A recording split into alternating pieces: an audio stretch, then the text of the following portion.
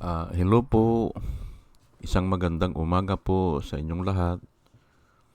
Ngayon po ay 14 ng Pebrero 2025 at ang oras po dito sa Los Angeles, California ay alas 6:42 ng umaga.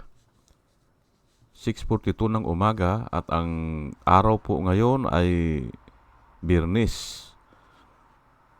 At nais ko po mag-vlog mga kababayan, mga minamahal, katulad ng pinangako ko kahapon ay ito na. Ang title ko po ngayon ay Sara Duterte, kinasuhan ng tuluyan. Nagpahayag ang NBI na itutuloy na nila. Aywan ko lang kung tuloy-tuloy na yan. Pero magko-comment na ako dito kahit matuloy yan o hindi. Kasi nga napapanahon na po kasi kailangan talakayin ito para maintindihan po ng mga tao. Opo. Kasi ako ay nagsasawa na sa palagay ng mga tao o mga political issue ay ang tatalakayin ko po ngayon ay iiwasan ko ang political issue. Opo. Yan po ang kaibahan ko sa iba. Opo. At bahala po kayo kung maniwala kayo sa akin. Pero pinag-aralan ko na po ito ng matagal. Itong sasabihin ko ngayon dito ay ang masasabi ko lang dyan mga minamahal, mga kababayan, mga minamahal, ay kwan po ang dami po talagang kaso Opo, ang dami. Ito nga at babasahin ko na sa dami po na pinatay, binilanggo, kinasuhan o tinakot, kulang pa iyan na kabayaran. Kulang pa yan sa dami po ng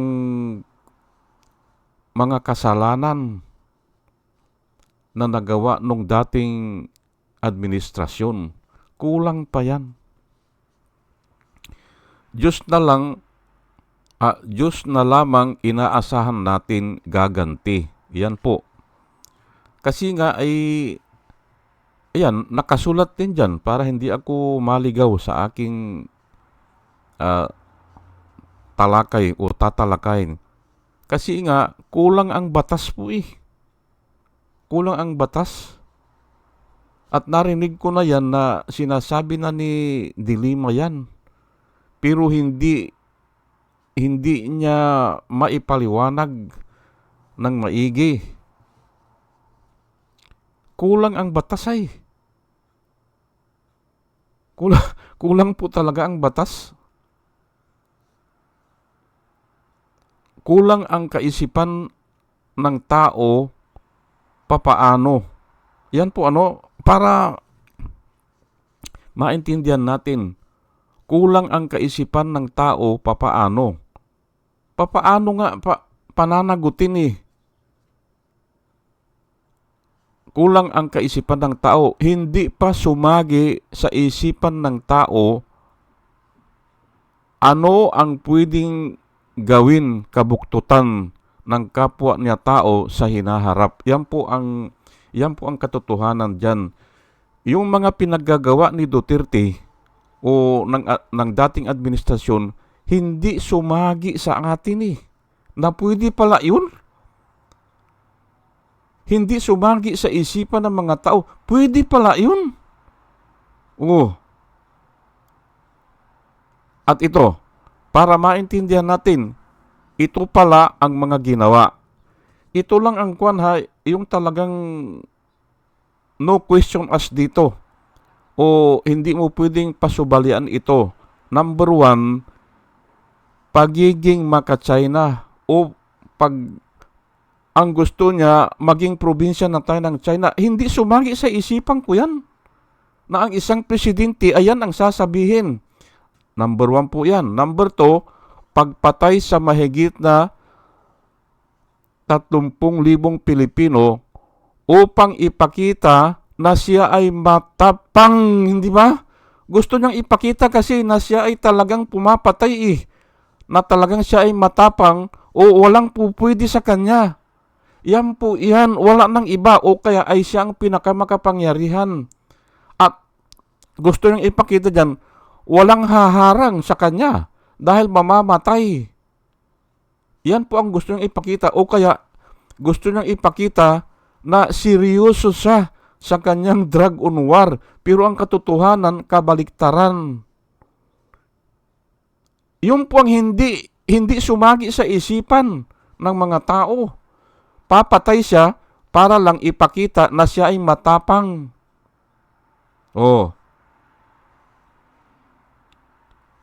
Ang susunod ay yung pagbilanggo kay Dilima. Sobra na po yung 6 na taon at 8 buwan ata o 6 na taon na mahigit. Pagkatapos, ang sinabi lang niya, nung tinanong siya, ay paano yan? Ay nakalaya na si Dilima o pinawalang sala na o nag-retract na yung mga yung testigo. Nag-recant na sila.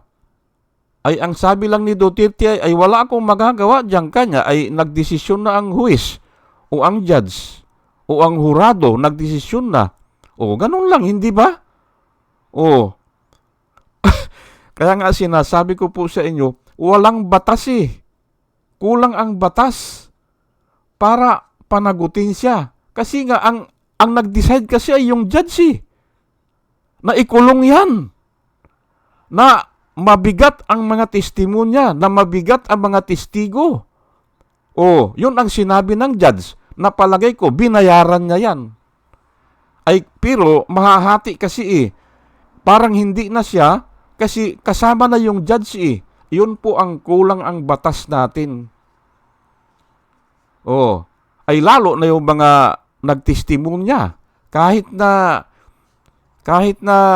nag-recant sila, ay sila ang sila ang nagdiin. Kaya mahahati po yung responsibility. Ayan po ang sinasabi ko na kulang ang batas. Nahahati kasi may kapalpakan yung prosecutor, may kapalpakan yung judge. At yung mga nagtestimonya, aywan ko kung ilan ang ibinigay sa kanila na pabuya o mga pabor. Binigyan ba sila ng kwan dyan sa kulungan?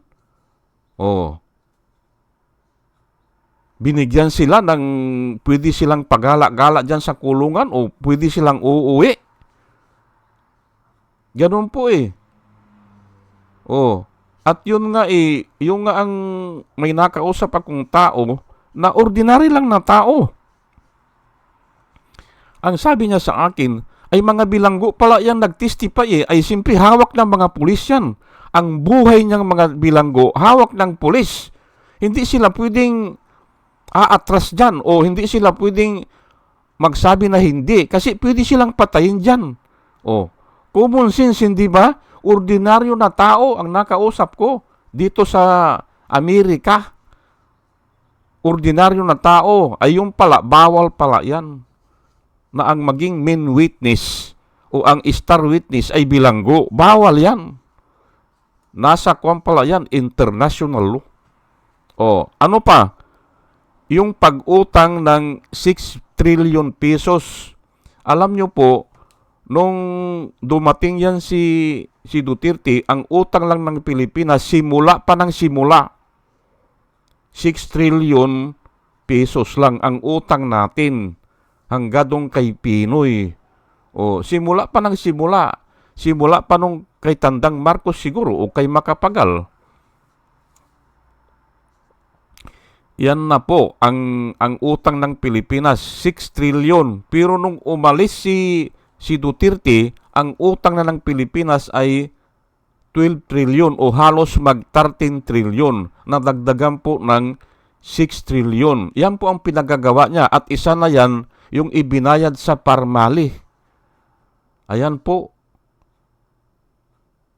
Yung Parmali na kung saan ang puhunan lang ay 650,000 yung asset nila, pero nakakuha sila ng 9 billion na project na magsusupply, kunyari ko daw, magsusupply ng gamot at saka mga paraphernalia, yung medical paraphernalia. Ayan po babayaran po natin yan.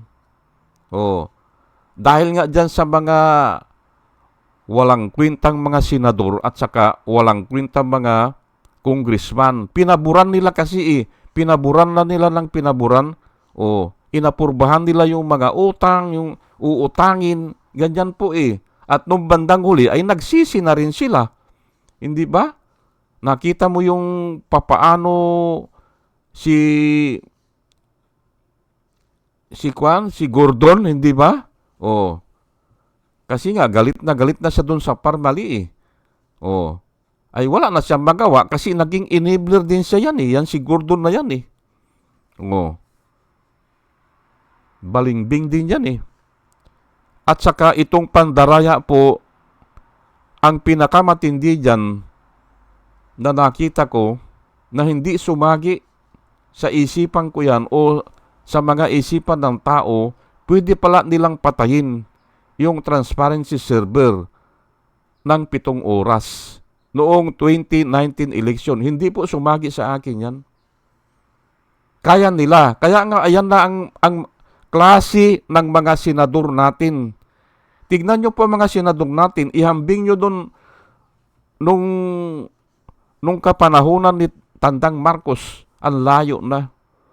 Kasi nga dito 2019 ay si Bungo naging senador na hindi naman naging mayor yan, hindi ba? Hindi naman naging mayor yan. Ay bakit naging senador yan?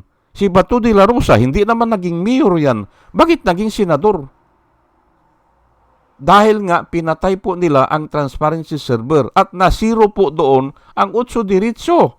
Hindi pa sa kasaysayan po, hindi po nangyayari yan sa Senado. Hindi nangyayari yan. Pero nga ay pinatay nila ang transparency server ng 7 oras. Ayan na, mga senador sila. Yan po ang makikita ko na talagang pagbabayaran yan. Pagbabayaran po yan. Kung sino man yan, palagay ko si Duterte ang may pakana yan. At nung 2022 election po, ay ang nagpadala naman ng boto, 51% po ng boto ng buong Pilipinas ang nagpadala lang ng boto ay iisang machine, iisang computer, probably laptop. 51% po ng buong boto ng Pilipinas, iisa lang ang nagpadala. Na samantalang ang alam natin, ang magpapadala ng boto ay mga vote counting machine. Mayroon kasi tayong binili na vote counting machine na 100,000 plus 700. Sa bawat presinto kasi may isang vote counting machine at magpapadala niya ng boto average ng, sa palagay ko, average mga 500 to 700 na boto. O siguro baka 1,000 pa na boto. Ay bakit ito ay, kung 51% po ang pinadala nitong machine na ito, ay naipadala niya siguro ang 30 million na boto. Ay paano mananalo dyan ang mga oposisyon, hindi ba? Paano mananalo si Leni dyan? Ayan po ang ginawa nila. At yung computer na yan, local pa o private pa doon sa server ng Comelec. Ibig sabihin, nakakonekta siya, nakawire siya. Yan po ang pagbabayaran niya. At palagay ko, si Duterte rin ang may pakana dyan. Kasi sinabi na ni Sara nasabi niya, hindi naman mananalo yan si Bongbong. Sabi niya hindi mananalo yan kung hindi dahil sa amin. At 32 million nga ang boto ni Sara at 31 million naman si Bongbong. Hindi pa po nangyari yan. sa kasaysayan ng Pilipinas na mas mataas pa ang boto ng Vice President. Hindi pa. Hindi pa nangyari yan. Hindi, kung minsan nga, binablangko na yan eh. Ang mahalaga lang sa kanila ay yung presidente. Opo. At hindi pa rin nangyari na ang magkatikit yung parehas na partido nanalo ng presidente at saka vice president. Hindi pa po nangyari yan. Hindi ganyan ang pagpili ng tao. Hiwalay yan. Opo. Hiwalay po yan. Hindi nangyayari yan. Ngayon lang nangyari kasi nga daya eh. Example lang natin ha. Sino ang Vice President ni Pinoy? Si Una, hindi ba? Si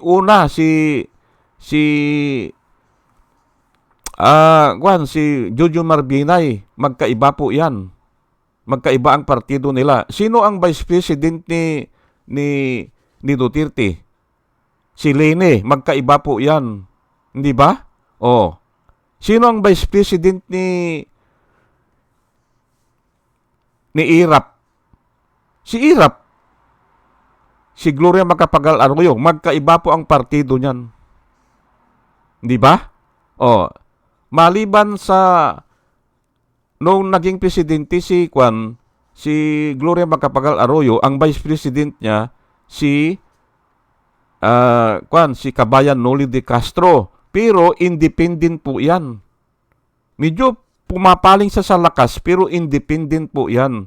'Yun lang Pero lahat na 'yan tinatandaan ko magkaiba po ang nananalo sa partido ng presidente at saka partido ng vice president. Ay bakit ngayon dalawa silang nanalo? Hindi ba? Hindi ganyan ang pagpili ng mga tao. Hindi ganyan. Ayan po dinaya nilang eleksyon. Pero yan po ang sinasaysay ko sa inyo na pagbabayaran nila. At ngayon nga nakikita ko na po Hindi na po tao ang gumagalaw dito. Diyos na po ang gumagalaw dito. Kasi nga dalawa sila, magpapatayan sila at sinabi na yan ni Sarah, umupa na siya ng tao. Napapatay, hindi ba? At yan po ang sinasabi din ni Percy Lapid noon, baka magpatayan yan. Pinag-iingat niya si Bongbong Marcos. Opo, mag-ingat ka Bongbong, sabi niya. Baka darating ang panahon ay wala ka na dyan sa pwesto mo. Yun ang sinasabi ni Percy Lapid. At yan din ang nakikita ko ngayon dyan. At palagay ko tadhana na yan. Pero bago po ako magtuloy-tuloy, ay hayaan nyo muna na batiin ko muna o pasalamatan po ito mga sumusubaybay sa atin. Ito po sila, salamat po sa inyong lahat. Pussycat, Doris May, Antonino, si Ronel, si Ibe Compio, si Joey Valenzuela. Salamat po sa inyong lahat. Third pangatlo, User NB, Parot, Pabs Naranja, Ronel Sorlier, Padua Lloyd Trabier, Andre Sanario, Juna Canao, Rosana Kawili, Bir Orozco, Ernie Caliago, Christine Joranas, Digna Umali, Julie Antan, Jose Labier Niabot, Andy Gimpaw, User GH, RC Guillermo, Joseph Angelo, Myra Medina, Rafael Aquilato, Mayit Hinsyo, Dio Yanong, Bilya Laguinyo, Mr. Yang Toy, Emilita Roa, Monica Dongsao, Richard Jamura, User KK, User XQ, Nelson Nokop, Salvacion Akisar, Sinaida San Andres, Joey Chavez, Ramon Junior Rojas, Hael Berillar, Rose Jack Normi, Arnel Araujo, Vicente Tabladi, Sweet Potato, Coco Guid, Orly Nunez, Estilia Rumbano, Arlian Mendoza, Nieves Oliveres, Aldrin Impalmado, Malaya Mendoza, Rolando Dordas, Mer Cabrera, Rolando Olivier Mamon ng Lapas Iloilo, Ana Marie Aldisimo, Eli Casli, Maria Rivera, Marudaan, Manuel Diwa, Arvin Silot, Mila Coamag, Chicken Farmers TV, Online Peculio, Trico Moo Briac, Concepcion Barsi at saka si Bobby P. Salamat po sa inyong lahat. At ito naman po ang mga vloggers na nire-recommenda ko po sa inyo na ating subaybayan at suportahan. Ito po sila Michael Apasible Bulletin, Attorney Insurrecto, Bonyog Pagkakaisa, Vlogcaster Armandin, Engineer Tuto Kausing, Aling Marie, Mr. Sa Totoo Lang To, Christian Isgira, PMTGR Vloggers, The Action Man, Ruja Pantors, Divina Apostol, CG Pichay, Kapihan ni Art at Ago, Demjos Journey Kakamping, Ang Batas with Attorney Claire Castro, Kawaldi Carbonel, Attorney Silo Magdo at saka si Kristan. Ugaliin po natin na makinig sa kanila at marami po tayong matututunan sa kanila at nakikita ko po na sila ay nagbablog para po sa ikabubuti ng bayan. O sige po at tayo po ay tuloy-tuloy na sa ating discussion. Ang sinasabi ko po ay walang batas Dahil dyan sa pinaggagawa, sobra na kasi walang batas o hindi maisip ni Laila de Lima kung kung papaano niya pagbabayarin o paano niya ididemanda yan. Yan po ang sinasabi ko. Kaya nga ang pag-asa na lang natin ay ang Diyos. At ito po ang isi-share ko po sa inyo na verse po Romans 12:19. Do not take revenge, my friend, but leave room for God's wrath. For it is written, it is mine to avenge. I will repay, says the Lord. Yan po ang inaasahan na lang natin dyan. At palagay ko naman, yung matitino na tao, yung matutuwid, ay yan ang panalangin. Umiiyak sa Diyos para gantihan sila. Hindi po masama yan. Kasi ibinibigay mo na sa Diyos ang lahat-lahat Kasi nga alam mo na wala nang magagawa Wala nang batas para panagutin sila At idagdag pa natin, marami pong pira yan. Maraming pira na pwede nilang gamitin na ipantapal sa mga bunganga ng mga judge o mga judges. Hindi po masama na sabihin yan. Kasi nga, mismo ang Diyos ang sinabihan ng mga judges, huwag kayong tatanggap ng bribe o mga suhol. Kasi ang suhol po ay nakakabulag. Sabi po ng kasulatan, hindi ba? Nakakabulag at saka nakakatwist ng mga narration ng mga rightos. Yang gift o mga bribe can alter the narration of the rightos. Naa-alter po hindi ba? Ngayon, ano ang sabi ni Bato? Hindi ba?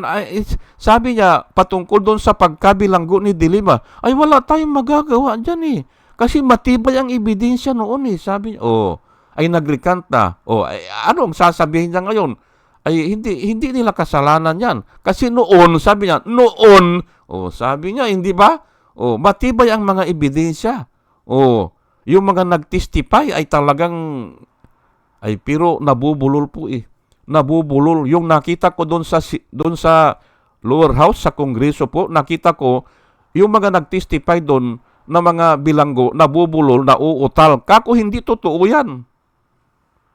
Pag may kasabihan tayo na pag ang salita o ang word ay dumadaan sa ilong, alam niya hindi totoo yan kasi mananagot sa Diyos, ayaw niyang sabihin. Ganun po yan. Pero ang pinapalabas nila Bato de la Rosa, matibay daw ang ebidensya.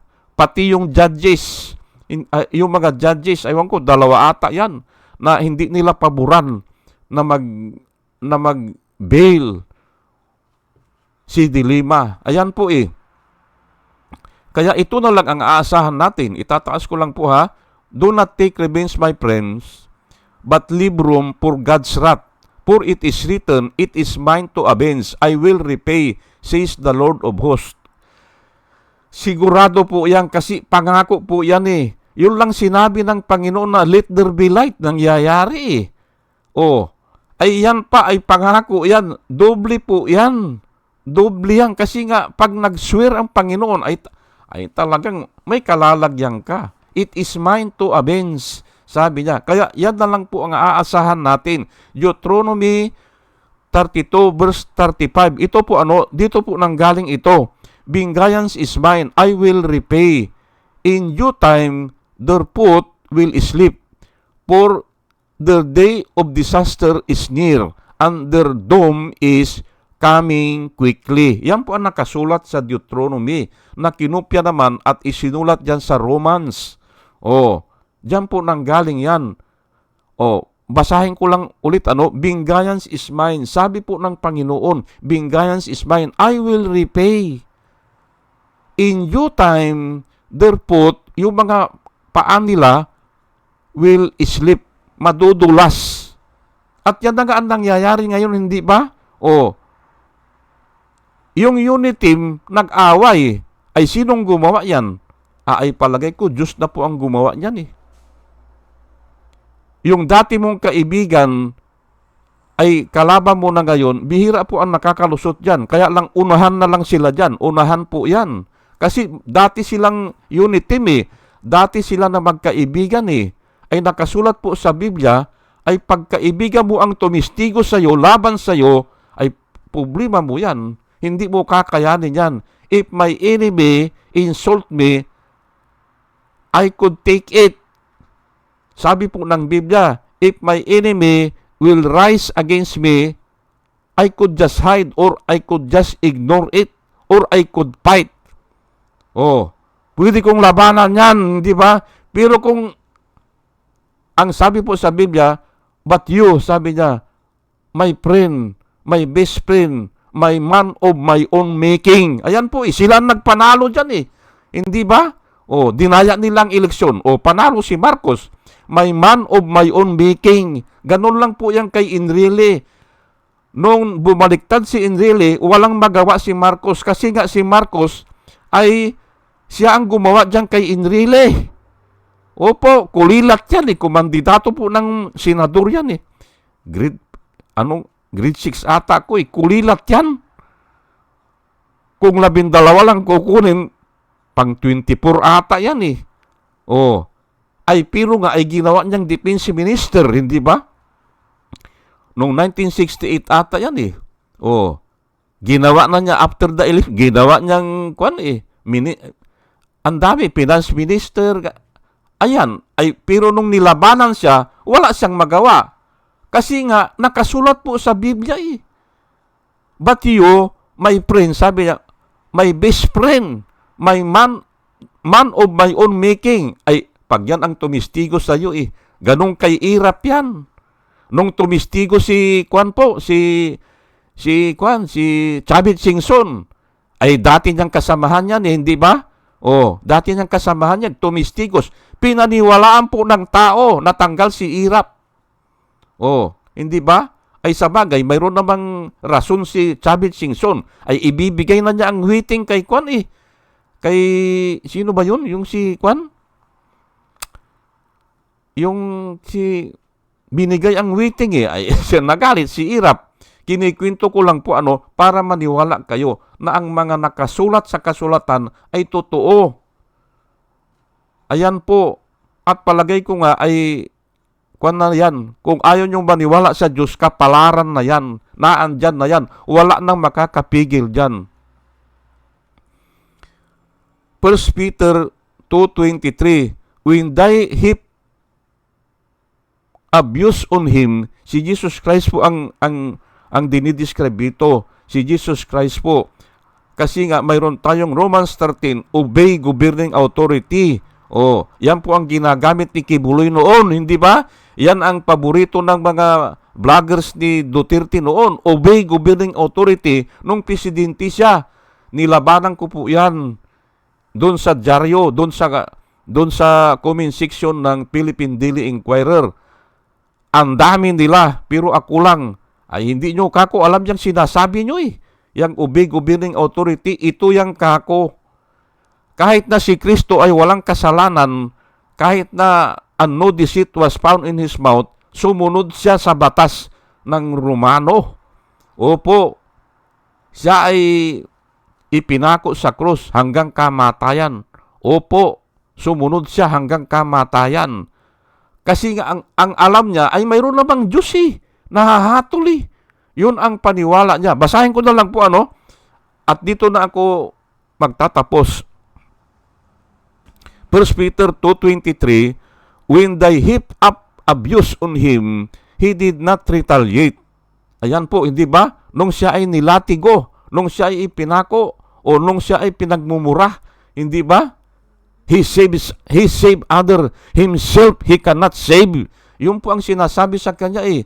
He trusted God, but let God save him or rescue him. Yun po, mga pang-iinsulto, lahat po yan. Binugbog, nilatigo, pinako sa krus, hindi po siya nag-retaliate. When he suffered, he made no threats. Hindi po siya nagbanta. Hindi niya binantaan na, gugunawin ko na itong mundo, na pwede niyang gawin po.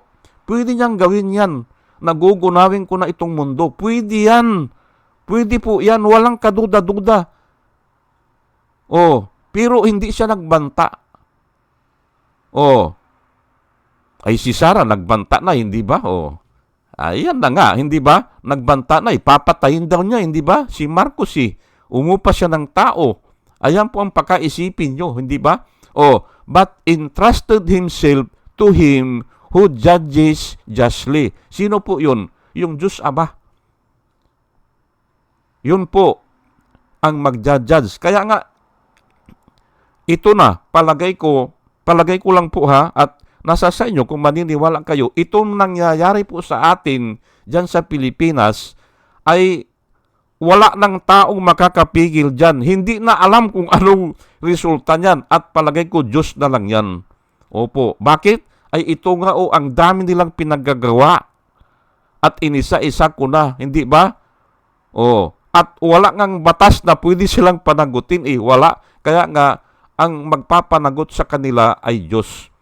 Sige po, hanggang dito na lang po at sana ay may natutunan po tayo bago po akong nag-uumpisa ay nananalangin po ako na lahat po na nakikinig sa akin ay magkaroon ng wisdom na nanggagaling sa Panginoon. At muli mga kababayan, mga minamahal, isang magandang umaga po sa inyong lahat at salamat po sa inyong pakikinig. Salamat po ng marami. Salamat po.